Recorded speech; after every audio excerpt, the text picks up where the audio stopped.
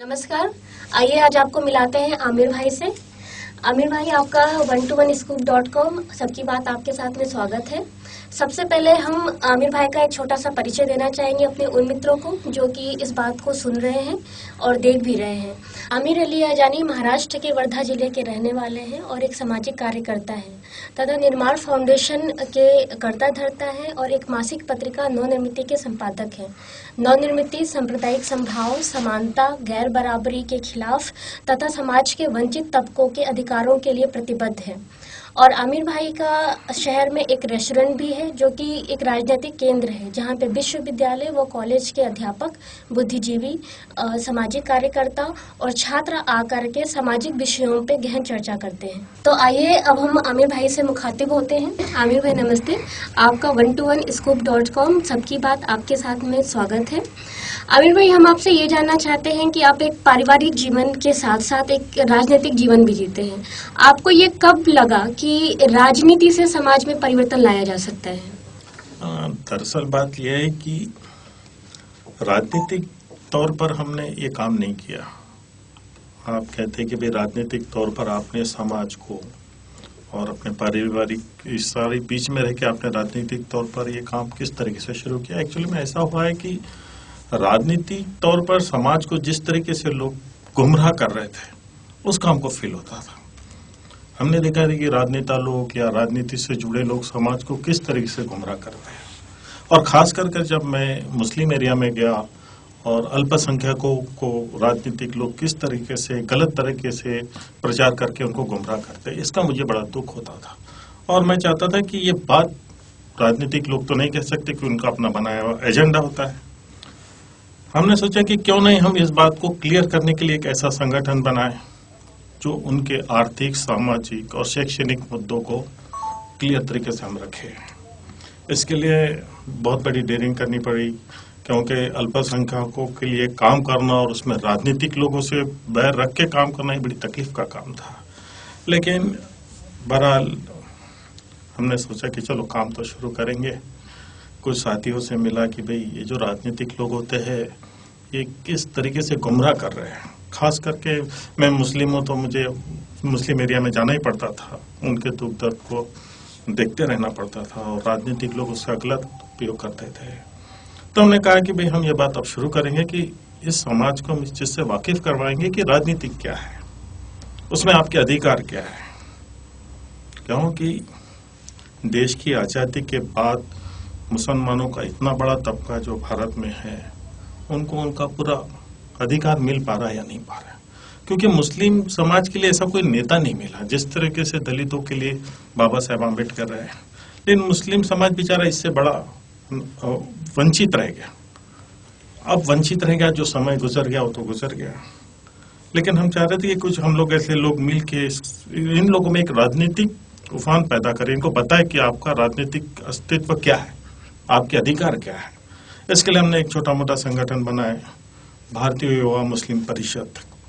ये संगठन मुस्लिम समाज के अलग अलग तबकों में जाके उनके अधिकारों को उनको समझाता था और ये बड़ा अच्छा रूटीन से चल रहा था और इसमें हमने बड़ी कामयाबी भी हासिल की।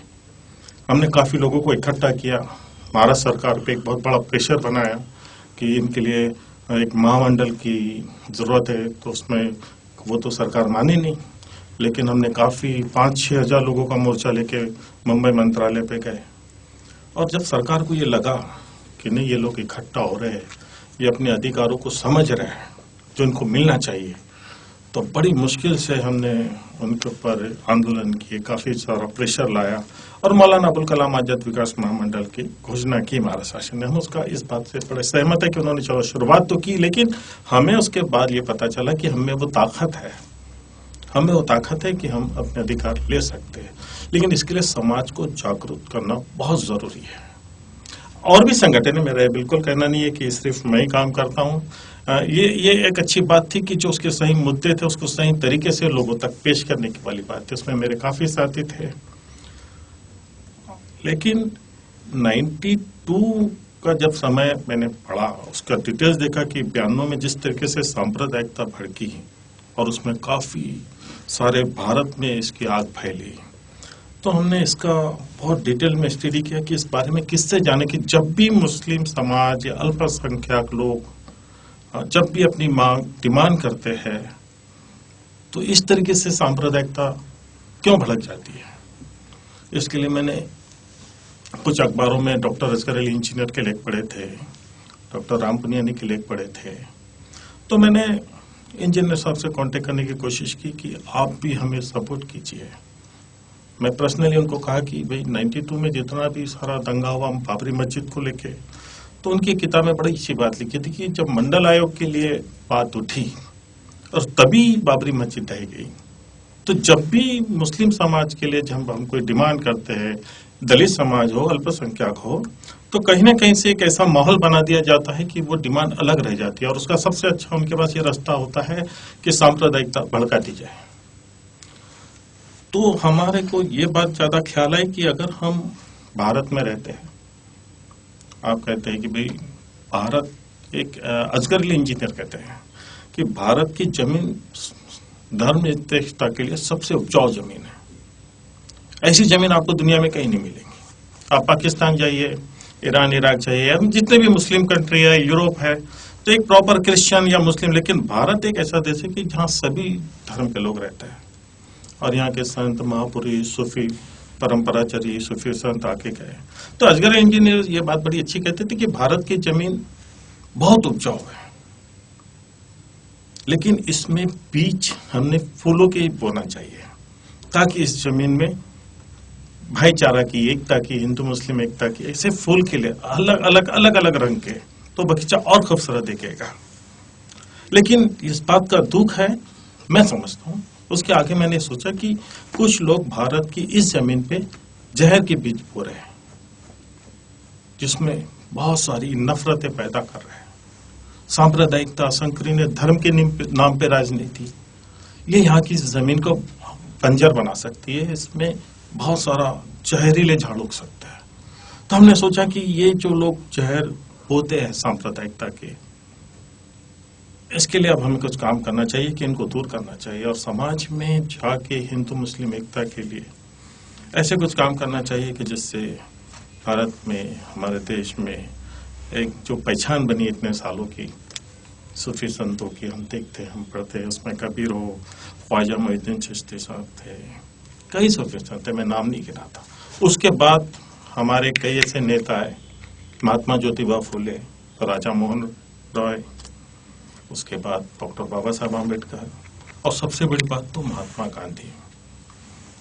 उन्होंने ये सारी बातों को लेके स्वतंत्रता का आंदोलन भी छेड़ा और हिंदू मुस्लिम एकता के लिए भी जिंदगी भर लड़ते रहे। और मैं तो ये कहना चाहता हूँ दर्शकों से कि महात्मा गांधी जिंदगी भर हिंदू मुस्लिम एकता के लिए लड़ते रहे। पार्टीशन के बाद उन्होंने जितनी तकलीफ देखी, सांप्रदायिकता उस समय भी भड़की थी, जितना उससे आहत उनको हुआ, जिंदगी भर वो एकता के लिए लड़ते रहे। और आपको पता है कि उनकी मौत उसी कारण से हुई। ये हमारा दुर्भाग्य है। महात्मा गांधी को गोली इसीलिए मारी गई थी कि वो हिंदू मुस्लिम एकता के तरफ से काम करते थे। इसलिए आज हमने सोचना चाहिए कि देश में बेरोजगारी के मुद्दे हैं, शिक्षा के मुद्दे हैं, बहुत सारे इतने सारे मुद्दे हैं, लेकिन हिंदू मुस्लिमों में एक तरीके से झगड़ा लड़ाना, इसमें एक धार्मिक उन्माद पैदा करना, इस तरीके से राजनीतिक तौर पर हावी होना, और एक समाज का गरीब तबका दबे रहे, इसमें दलित हो, मुस्लिम हो, अनेक बहुत सारी समाज ऐसे दलित में भी अलग अलग तरीके से है, आदिवासी है, और जिसमें एक मुस्लिम तबका इतना बड़ा है जो बिल्कुल ही पिछड़े पे। तो हमने ये सोचा कि ये सारी बातों को हम लोगों तक समझाएं कि सांप्रदायिकता किस तरीके से, बयानों के बाद तो लोगों का व्यू चेंज हो गया। हमने कभी सोचा भी नहीं था 90 के पहले कि इस तरीके की बातें होती थी कि मस्जिद और मंदिर और बाबरी मस्जिद और राम जन्मभूमि और रामलाला, इस सारी बातों का एक बहुत बड़ा उफान चला और इसके लिए खास करके विचारधारा ने एक मुहिम चलाई भारत में। मुहिम तो लोग पहले से चला रहे थे। 1925 में उनकी एक नींव बन गई थी जहां हिंदू राष्ट्र की कल्पना करते थे। लेकिन मैं उतना डिटेल्स में नहीं जाऊंगा, वो बहुत सारी बातें हैं मैं तो ये बताना चाहूँगा कि देश की आज़ादी के बाद जो गांधी का सपना था उसको साकार करने के लिए हमको किस तरीके से काम करना चाहिए, और इसी तरीके से मैंने जब डिटेल्स में देखा कि ये काम करने के लिए हमें तैयारी करनी चाहिए, मैंने अपने दोस्तों से और काफ़ी बुद्धिजीवियों से भी बात की, जिसमें डॉक्टर अजगरी साहब सबसे पहले आगे आए, उनके साथ डॉक्टर राम पुनियानी, फिर एल.एस. हरदनिया भोपाल से थे, हमारे सुरेश खन्ना जी भी नागपुर से थे। इन लोगों से संपर्क करके हमने एक ऐसी तरीका चलाया कि हम गांव-गांव जाके, स्कूल में जाके बच्चों से चर्चा करके ऐसे सब्जेक्ट बताए जिसमें हम उनको पुराना इतिहास बता सकते थे कि कैसे उस समय राजा महाराजा हिंदू मुस्लिम रहने के बाद भी वो जो लड़ाई होती थी वो प्रजा के साथ उसका कोई ताल्लुकात नहीं था, वो जमीन जायदाद के लिए, वो राज के लिए लड़ाई होती थी। आपको नवनिर्मिति जैसी मासिक पत्रिका निकालने की प्रेरणा कहाँ से मिली? नवनिर्मिति भी हमने सोचा कि इस तरह की मैगजीन निकाले जिसमें इतिहास की सच्चाई हम बताए, लोगों को बताएं कि इतिहास में ऐसा कभी था नहीं।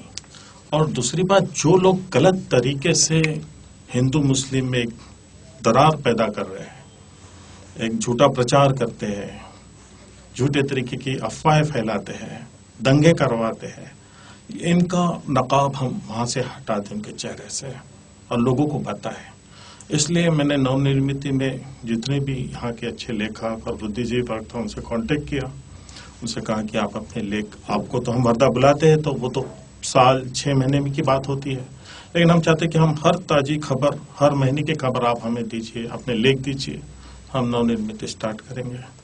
और माशाल्लाह मैं समझता हूँ कि आज 7-8 साल से नवनिर्मिति सारे भारत में जाती है मेरी, और मुझे ये बात की खुशी है कि मैंने उसके लिए मेहनत काफ़ी की है, लेकिन लोगों ने उसको बहुत सहारा। तो इतनी पत्रिका को बिहार भी जाती है, यूपी है, आंध्रा है, अब तो कलकत्ता तक उसकी डिमांड है।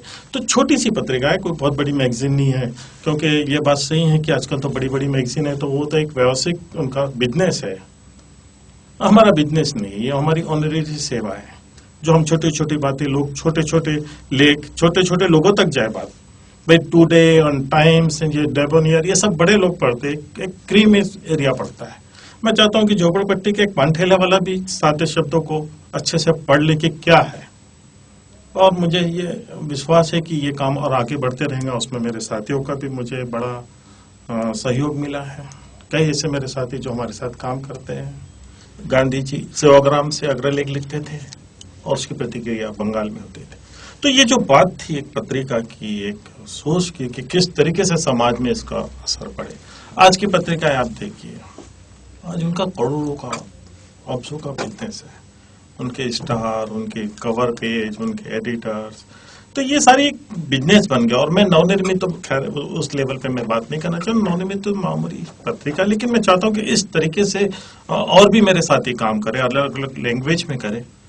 कर्नाटक के लोग कर्नाटक भाषा में नवनिर्मित निकाले, उर्दू के लोग उर्दू में नवनिर्मित निकाले। इस तरीके से हम छोटा छोटा काम छोटे छोटे लोगों तक ये बात जाए कि सांप्रदायिकता की किस तरीके से भड़काई जाती है, कौन वे लोग हैं जो इस तरीके से समाज में जहर फैलाते हैं।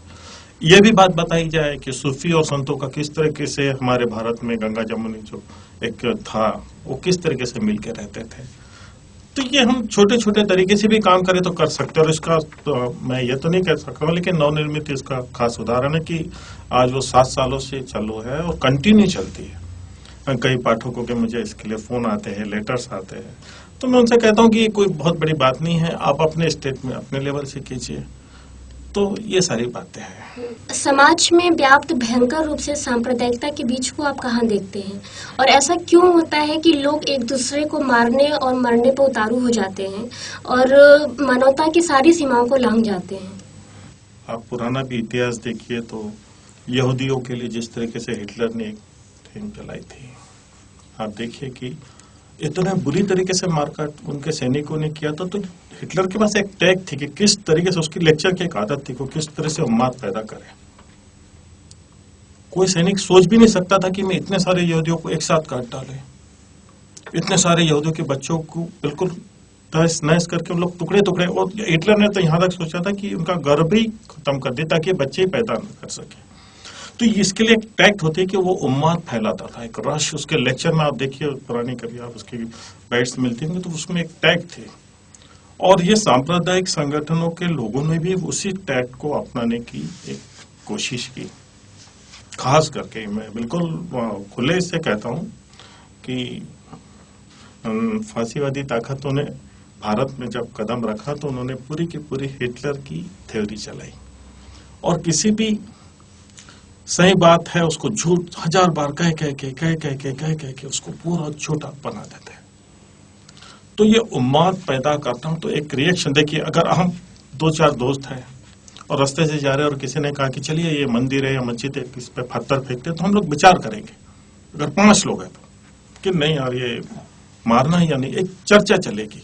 लेकिन आप 1000 लोग को खड़े रखिए, 5000 लोग को खड़े रखिए, और उसमें हिटलर जिस तरीके से कहता था, उसके जो उम्माद था कि तोड़ दो। देखिए आप बाबरी मस्जिद के भी समय के देखिए, जब उसको तोड़ा गया तो लोगों ने सोचा भी नहीं था, जो लोग वहां गए थे वो ये सोच के भी नहीं गए थे कि हम मस्जिद को गिराने वाले।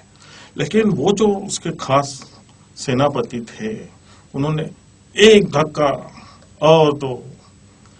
अब तो ये एक उम्माद पैदा किया जाता है। इस समय आदमी मेंटली बिल्कुल ये हो जाता है कि वो मस्जिद, वो मंदिर है, मस्जिद, उसको इस बात का होश ही नहीं रहता, बस भीड़ का सब तोड़ने के लिए। आप गुजरात में भी देखिए, मैं नहीं समझता हूं कि जो रश दौड़ते जा रहा है, काट पीट कर रहा है, तो उस समय उनका दिमाग वैसा बना दिया गया था। उन लोग को इस बात का ख्याल ही नहीं रहता कि ये हिंदू मुस्लिम की बात नहीं, ये बच्चा है, ये बच्ची है, ये औरत है। एक इस तरीके से टेक्निक अपनाई जाती थी, और ये तो बड़े दुर्भाग्य की बात है कि गांधी के देश में ये हो रहा है, गांधी के देश में। तो देखिए गुंजन जी, जहां तक हम सबका फर्ज बनता है कि ऐसी सांप्रदायिक ताकतों के खिलाफ तो हमें खड़े रहना ही पड़ेगा, और आने वाला कल कैसा आएगा खुदा जाने, लेकिन हमारी जो परंपरा है भारत की, उसको हम बरकरार रखें। बिल्कुल भूल जाए कि किस जात से, किस धर्म से, संविधान की तो भी कम से कम गरिमा रखें कि हम भारतीय है। ऐसा बहुत सारा परेशानी है, उसको दूर करने के लिए मैं समझता हूँ कि हम सबको मिलकर आगे आने पड़ेगा। बीजेपी अपने चुनावी एजेंडे में राम जन्मभूमि को फिर से शामिल कर रही है और इसको भुनाने की कोशिश करेगी, तो इससे बीजेपी को क्या फायदा होगा? फायदे तो उसको होना ही है, लेकिन परिणाम तो हमें भुगतना है। देखिए एक बहुत बड़ी रणनीति चालू है। 2014 के चुनाव में बीजेपी खुले तौर पर सांप्रदायिकता का उपयोग करेंगी। आप देखिए, एनडीए के बाद अब उसने अपने पूरे हथियार अपने हाथ में ले लिया, अब उसको कोई रोक टोक नहीं सकता। पहले उनको थोड़ा बहुत तो भी डर रहता था कि भाई बाकी साथी नाराज हो गए अगर हम राम मंदिर का मुद्दा लेंगे या 370 कहेंगे, लेकिन अब वो पूरी तरीके से उन्होंने अपनी मैन में से तलवार निकाल ली है, जो पूरी की पूरी सांप्रदायिकता खून से लदी हुई है। उन्होंने सबसे बड़ा रोल जो नरेंद्र मोदी के ऊपर ब्लेम है कि किस तरीके से गुजरात के दंगों में उनकी भूमिका रही है, जो दाग है उनके चेहरे पे, उनको चुना कि आप सबसे आगे रहिए। फिर अमित शाह जो गुजरात के दंगों में पूरे के पूरे दंगाइयों का नेतृत्व कर रहा था, उनको उनका सारथी बनाया, और दोनों को गुजरात से उठा के सीधा अयोध्या लेके पहुंच गए। आप देखिए धीरे धीरे धीरे धीरे उन लोगों ने, अब मीडिया में अभी तक नाम नहीं आते थे, अब मोदी, शाह, रामलाला, राम मंदिर, ये सारी चीजें अब मीडिया में आना शुरू हो जाएंगी। तो इस पे से अंदाजा लगा लीजिए कि इन लोगों की जो तैयारी है वो काफी बड़े जोर शोर से रहेंगे। अब इनके पास मुद्दे महंगाई के, भ्रष्टाचार के नहीं रहेंगे, अब ये धार्मिक उम्माद की तैयारी कर रहे हैं। फिर से ये उस तरीके से ट्राई करना चाहते जिस तरीके से 92 में किया था, लेकिन आप ये बिल्कुल मत भूलिए, इस बार इनको ये रिस्पांस नहीं मिलेगा, क्योंकि समाज ने देख चुका है, भारत के लोगों ने देख चुका है कि जब भी चुनाव का वक्त आता है तो ये राम मंदिर, 370 इस तरीके के मुद्दे उठाते हैं। और मुझे नहीं लगता कि अब इस तरीके से इनको रिस्पांस, लेकिन ये कोशिश करेंगे। अब कोशिश ये करे, गर्दन तो हमारी कटनी है, दंगे फिसाद होंगे, मारकाट होगी, भले सत्ता में न आए, लेकिन कोशिश ये करेंगे। अब सवाल ये कि आप जो कह रहे हैं कि मोदी को प्रधानमंत्री के रूप में, तो प्रधानमंत्री के रूप में मोदी को जो मुहर लगाई गई है वो नागपुर के आरएसएस कार्यालय से वही मुहर लग गई थी। आडवाणी जी को बाद में भले राष्ट्रपति बना देवे, लेकिन मोदी को हम प्राइम मिनिस्टर बनाने की पूरी कोशिश करेंगे। अब ये इसमें एक बहुत बड़ा वर्ग भी है मोदी के साथ। सवाल ये होता है कि फिर पूंजीपति है, वो लोग भी चाहते हैं कि मोदी का हमको सहयोग मिले, भले उनको इससे क्या लेना देना कि गरीबी, अशिक्षा, अल्पसंख्या, उनको इससे कोई लेना देना नहीं। इसलिए ये लोग तो पूरी तैयारी में आज और कल के आप इंडियन एक्सप्रेस या टाइम्स पढ़िए, आपको बहुत सारी बातें पता लगेगी।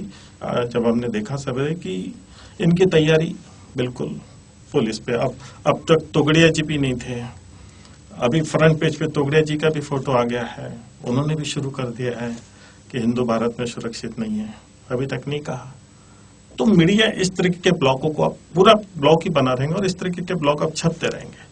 अब सवाल ये कि हमारी जिम्मेदारी, हम भारत के लोगों की जिम्मेदारी है कि हम इसको किस नजरिए से देखते हैं। और अंत में अपना बहुमूल्य समय देने के लिए आपका बहुत बहुत धन्यवाद। और आप जिस गैर बराबरी के खिलाफ तथा सांप्रदायिक समभाव के मिशन पे निकले हैं, उससे हम सब आपके साथ में हैं और आपको बहुत बहुत शुभकामनाएं। तो आज हम बातचीत कर रहे थे वर्धा शहर के एक सामाजिक कार्यकर्ता आमिर अली आजानी से। 1to1scoop.com सबकी बात आपके साथ में हम फिर से मिलेंगे, तब तक के लिए नमस्कार।